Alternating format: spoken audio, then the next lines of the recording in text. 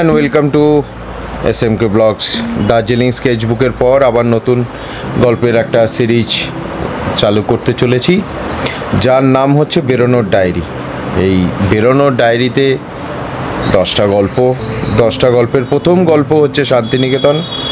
তো আপনারা এত সুন্দর রেসপন্স করেছেন, তার জন্য আপনাদেরকে অসংখ্য অসংখ্য ধন্যবাদ। চলুন আপনাদেরকে এই বেরোনোর ডায়েরির গল্পর আনন্দ আপনাদেরকে দিতে থাকি। প্রথম গল্প শান্তিনিকেতন শুরু করছি। শান্তিনিকেতন, সোনাঝুরি জঙ্গল, বাউল গান বা পোড়ামাটির মন্দির।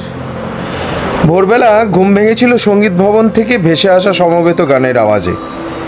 একেবারে লাগোয়া কলাভবন হোস্টেলের ঘরে শুয়ে একের পর এক রবীন্দ্রনাথের গান শোনার অনুভূতিটাই ছিল আলাদা। তখন আর্ট কলেজে পড়ি, তখন সিনিয়র দাদা ওখানে মাস্টার্স করছে। ওরই অতিথি হয়েছিলাম কদিন। পকেটে রেস্ট কম, তাই সস্তায় খেয়ে নিতাম হোস্টেলের ক্যান্টিনে। অতিথিদের জন্য বরাদ্দ শুধু ভাত আর ডিমের ঝোল।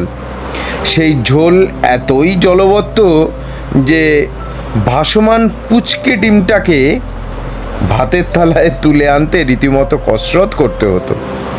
তারুণ্যের উত্তেজনা তখন তুঙ্গে, ফলে বারবার শান্তিনিকেতনে আমাকে টেনেছে।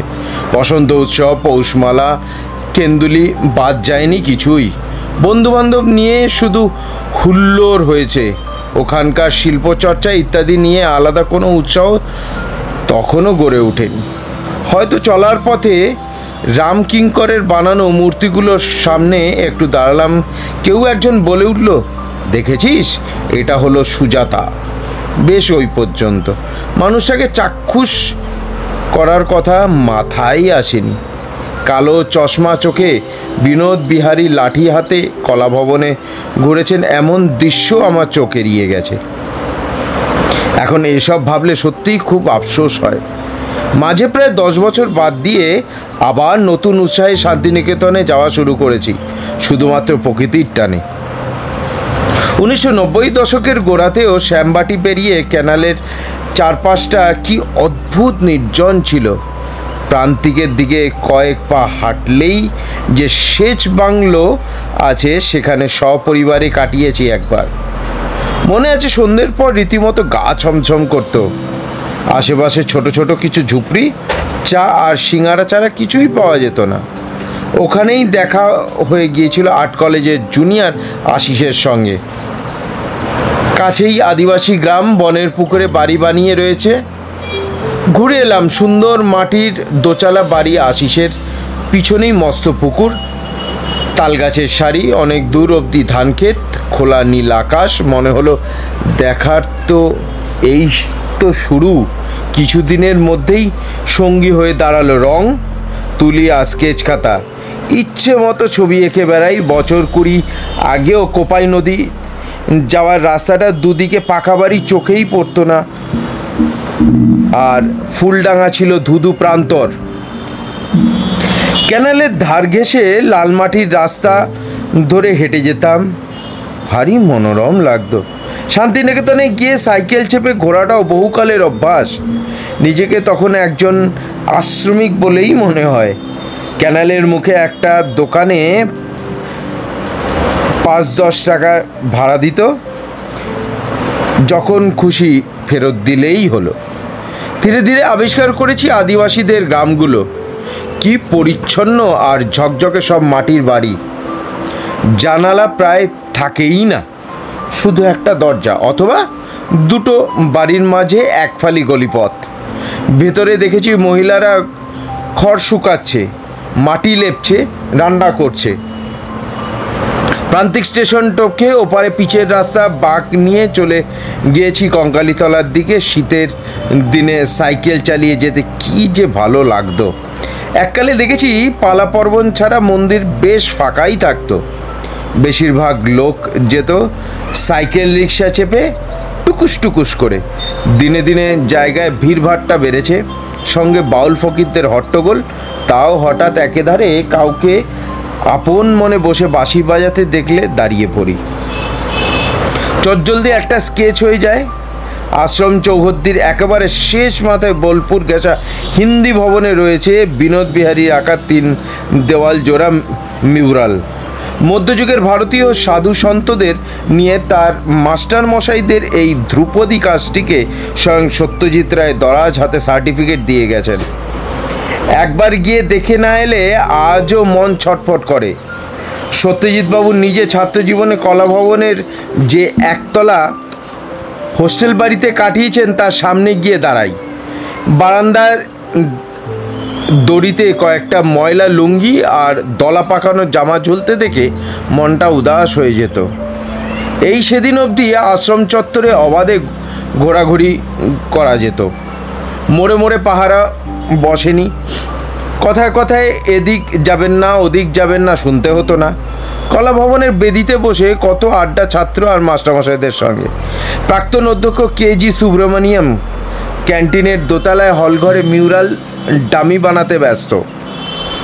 পাশে দাঁড়িয়ে দেখেছি মধ্য 80-র এই শিল্পীর কি অদ্ভুত প্রাণশক্তি। শান্তিনিকেতনে যতই মানুষ আর গাড়ির ভিড় বেড়েছে আমরা ততই আরও বাইরের দিকে আস্তানা গেড়েছি। বহু বছর যাবৎ সোনাঝুরি জঙ্গলের ধারে তিতলি গেস্ট হাউসে গিয়ে থাকি। মিনিট 3 হাঁটলেই আশিস চিতুদের বাড়ি। গিয়ে জমিয়ে আড্ডা দিই। শীতের সকালে টাটকা খেজুরের রস মজুদ থাকে, যত খুশি খাও।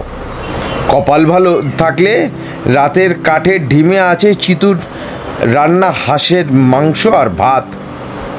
চিতুরা কজন মিলে সেই কত বছর আগে শনিবারের হাট শুরু করেছিল, যা ক্রমে শান্তিনিকেতন প্রথম আকর্ষণ হয়ে দাঁড়িয়েছে। গেলে প্রচুর চেনা লোকজন বেরিয়েই যাবে, তবে ভিড়ের ঠেলায় ইদানিং এড়িয়ে চলি। এ চত্বরে যত খোয়াই ছিল সেগুলো আর খুঁজে পাই না। সুবর্ণরেখা ইন্দ্রদা আর নেই। কোনো এক পুজোর অষ্টমীতে গভীর রাত অবধি তুমুল আড্ডার ফাঁকে ফাঁকে গানের পর গান শুনিয়েছিল সেই বিক্রম সিং, সেও অকালে চলে গেছে। জানি রতনপল্লীতে গিয়ে দেখব কালোর দোকানের ঝাঁপ বন্ধ, তাও মন খারাপ করি না। পাশের দোকানে চা আর ঠান্ডা নিমকি নিয়েই বসি।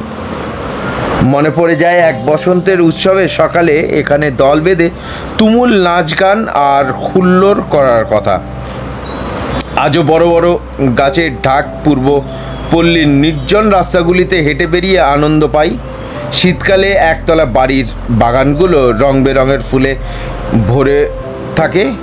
ক্যানালের মোড়ে বৌদিদের পূর্বাশা হোটেলে শালপাতার থালায় সবজি আর মাছের পাতলা ঝোল ভাতে মেখে তৃপ্তি করে খাই। বৌদিদের সেদিনের পুচকে ছেলে এখন বড় হয়ে গেছে, চারদিক সামলাচ্ছে।